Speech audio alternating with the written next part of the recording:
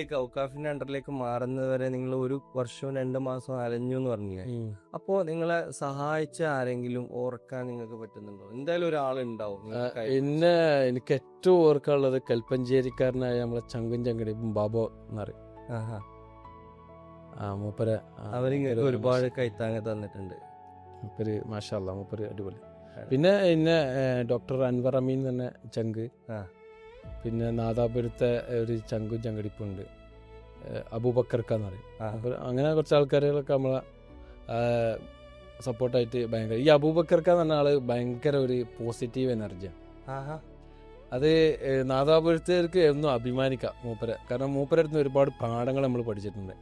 ഞാൻ ഇവിടെ ജോലി ചെയ്യുമ്പോൾ തന്നെ മൂപ്പരെ ഇതിൽ ജോലി ചെയ്യുമ്പോൾ മൂപ്പരെ വീട്ടിലൊക്കെ നമ്മൾ എന്തെങ്കിലുമൊക്കെ വർക്ക് ചെയ്യുമ്പോൾ മൂപ്പര് നമുക്കൊരു പൈസ എന്തായാലും മൂപ്പര് തരാൻ വിചാരിച്ചിട്ടുണ്ടാവും കൂലിയായിട്ട്. പക്ഷെ അത് കൂലിയായിട്ടല്ലാതെ തന്നെ മൂപ്പര് നമ്മളാ വിചാരിച്ച് നമ്മൾ ചിലപ്പോൾ നമ്മൾ തിങ്ക് ചെയ്യും, ഒരു പണിയെടുത്താൽ ഇത്ര റുപ്യാണ് നമുക്ക് അവരുടെ അടുത്ത് നിന്ന് അവർ തരിക, അല്ലെങ്കിൽ നമുക്ക് മേടിക്കുക. നമ്മൾ എന്ത് ജോലി ചെയ്യുകയാണെങ്കിലും ഒരു പ്രതീക്ഷ ഉണ്ടാവും. ആ പ്രതീക്ഷയിൽ അപ്പുറമായിരിക്കും മൂപ്പര് തരല്. അത് ഞാൻ ഇന്ന് വരെ ഓടിയും പറഞ്ഞിട്ടില്ല. മൂപ്പരെ പറ്റി പറയണം എപ്പോഴും വിചാരിക്കുന്ന ഒരു കേസാണ്.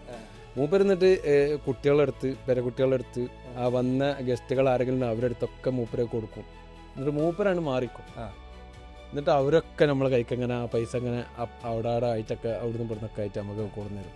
അപ്പൊ അവരെ കൊടുക്കുക എന്നുള്ള ശീലം കുട്ടികളുടെ ദാനശീലം വളർത്തും. അവരെ വീട്ടിൽ തന്നെ മൂപ്പര് തുടങ്ങുന്ന ദാനശീലം വളർത്തും. മൂപ്പര് ഭയങ്കര നമ്മളെപ്പോഴും ജോലി ചെയ്ത് തളർന്ന് നിൽക്കണമെന്ന് കെട്ടിപ്പിടിച്ചിട്ട് എവിടെയെങ്കിലും എത്തോടാ ഇങ്ങനെ ജോലി ചെയ്താലെന്ന് എപ്പോഴും പറയും. ഭയങ്കര പോസിറ്റീവ്. അപ്പൊ അങ്ങനെ ഒരുപാട് പാഠങ്ങൾ നിങ്ങൾക്ക് മക്കൾക്കും കൊടുക്കാൻ പറ്റും. മക്കൾക്ക് നമ്മൾ അതൊക്കെ തന്നെയാണ് പാഠങ്ങളായി കൊടുക്കും. അപ്പൊ അവരെ കൊണ്ടും ഇതേപോലെ കൊടുപ്പിക്കുന്നതുണ്ട്. അവരുടെ അടുത്ത് ഇപ്പൊ പലരും തൊണ്ടിലിടുന്ന മാതിരി അവര് തന്നെ നമ്മളെ വീട്ടില് ഫ്രിഡ്ജിന്റെ മുകളിലൊരു ഇതുണ്ട്. അത് അതാക്കിയിട്ട് അവര് തന്നെ അതിലിട്ടു. അത് നല്ലതാണ്. കാരണം നമ്മളെ കുട്ടികളെ നമ്മളെ മാതിരി വളർന്നാൽ മതി. പലരും പറയും എനിക്കോ ധൈര്യ എന്റെ മാതിരി വളരരുത് നമ്മളെ കുട്ടിന്ന് പറയും.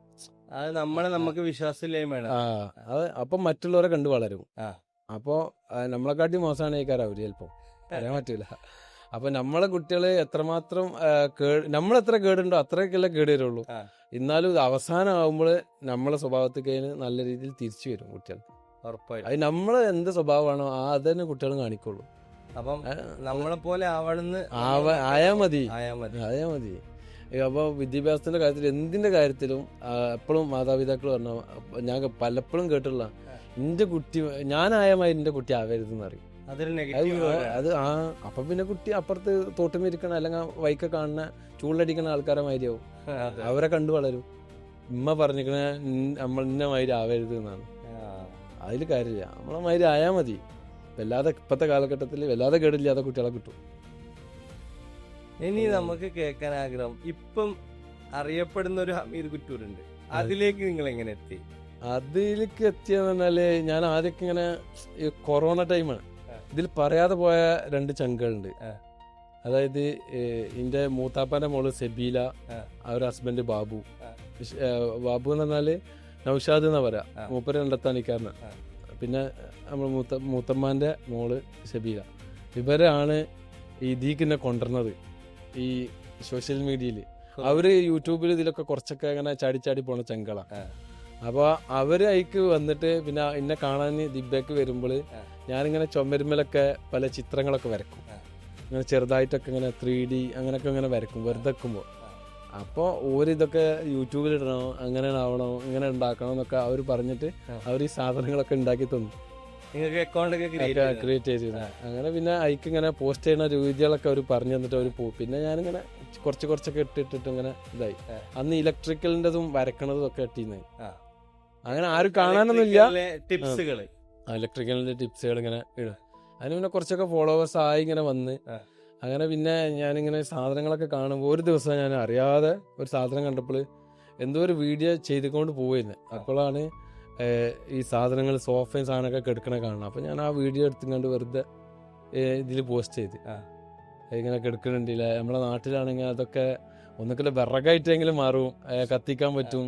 അല്ലെങ്കിൽ ഇത് കൊണ്ടുപോയിട്ട് ശരിയാക്കിയിട്ട് എത്ര വീട്ടുകാർക്ക് ഉപകാരപ്പെടും എന്നൊക്കെ ഇങ്ങനെ നിങ്ങളെ അപ്പോഴാണ് ഒരു പോസിറ്റീവ് ഒരു പുറത്തു വന്നു. അപ്പോഴാണ് ഞാനിത് വെറുതെ പോസ്റ്റ് ചെയ്തപ്പോൾ അത് ഞങ്ങൾക്ക് തരുമോ എന്നുള്ള ചോദ്യം അവിടെ നിന്നാണ് ആദ്യമായിട്ട് കേൾക്കണം.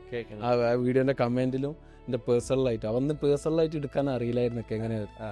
അവിടുന്ന് അത് കണ്ട് പിന്നെ എനിക്കും ഇത് ഞാൻ കൊടുന്നൊക്കെ തുടങ്ങി. ഇങ്ങനെ ഇതിങ്ങനെ ഇടും, ആരെങ്കിലും വേണോ ചോദിക്കും, ആരും ഇല്ലെങ്കിൽ ഞാൻ അവിടെ കൊടുന്നേക്കും.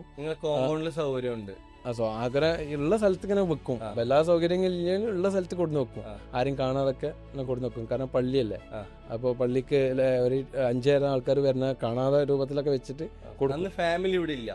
ഫാമിലി ഉണ്ട്. ഫാമിലി ഉണ്ട്. ദിബയിലേക്ക് മാറിയ മുതലേ നിങ്ങൾ ഫാമിലി? ഒരു വർഷം വന്ന് കൊറോണന്റെ ഇതായപ്പോൾ മുദീർ എന്നോട് ചോദിച്ചു ഫാമിലിനെ കൊണ്ടുവരാൻ ആഗ്രഹം ഉണ്ടോ ചോദിച്ചു. ഉണ്ട് പറഞ്ഞു. കാരണം നമുക്ക് ലഡു കിട്ടില്ല, ഞാൻ വിസിറ്റിങ്ങിന് തിന്നാൻ കായില്ല നടന്ന അവനോടാണ് ചോദിക്കുന്നത് ഫാമിലിനെ കൊണ്ടുവരാൻ ആഗ്രഹം, അതിന്റെ പേപ്പർ തരാമെന്ന് പറഞ്ഞു. അപ്പോൾ നമുക്ക് ഭയങ്കര എനർജി. അപ്പോൾ നമ്മളൊരു ചങ്കുണ്ട് നെസറു എന്നറിയും, നെസറു എന്നാണ് അവൻ്റെ പേര്. ഓൻ പറഞ്ഞ് എല്ലാ സൗകര്യങ്ങളും ഓന് റെഡിയാക്കി തന്നു. അങ്ങനെ പിന്നെ കൊണ്ടുവരണം. വലിയൊരു എന്താ പറയാ ഭാഗ്യവാനാണ് ഈ ജോലി കിട്ടുന്നതും. ശരിക്ക് നെസറൂൻ തന്നെ ശാന്തി ഗ്രാമം എന്ന് പറഞ്ഞിട്ട് കോട്ടക്കൽ സ്ഥലമുണ്ട്, അവിടുത്തെ ഒരു ചങ്കാണ്. മൂപ്പര് പുതിയങ്ങാടിക്കാരനാണ് ഒറിജിനൽ. അവന്റെ കീഴിൽ കൂടി ഓന്റെ അളിയനോട് ഇർഷാദ് അറിയാം, ഓനോട് പറഞ്ഞിട്ട് ഓന് വേറെ ആളോട് പറഞ്ഞിട്ട് ത്രൂ ആണ് എനിക്കിങ്ങനെ ഒരു അവിടെ ഒരു വേക്കൻസി ഉണ്ട് എന്ന് അറിയുന്നത്. അങ്ങനെ അവർക്ക് ആർക്കും ഇന്റർവ്യൂ എടുക്കുന്ന സ്ഥലങ്ങൾ അറിയില്ല. ഞാൻ പിന്നെ ഷാർജയിൽ അന്വേഷിച്ചിട്ട് ഒരുപാട് അന്വേഷിച്ച് നടന്നിട്ടാണ് ഇസ്ലാമിക് ഓഫ് അഫയേഴ്സ് എന്നുള്ള ഈ ഓഫീസ് കണ്ടെത്തുന്നതും അവിടെ ഇന്റർവ്യൂക്ക് പോണതും അതിന്റെ ഇന്റർവ്യൂ എടുക്കുന്നത് ഇവിടെ എന്താ പറയാ ഷാർജ റോളന്റെ ആ ഭാഗത്താണെന്നൊക്കെ പിന്നെ അങ്ങനെ അറിഞ്ഞ് അങ്ങനെ പോയിട്ടാണ് ഇത് എടുക്കണത് തന്നെ. അങ്ങനെയാണ് പിന്നെ ദിബയിലെത്തിയിട്ട് ഫാമിലിനെ കൊണ്ടുവരണമെന്ന് ചോദിച്ച് അങ്ങനെ പിന്നെ അപ്പോൾ ക്യാഷ് ഇല്ല.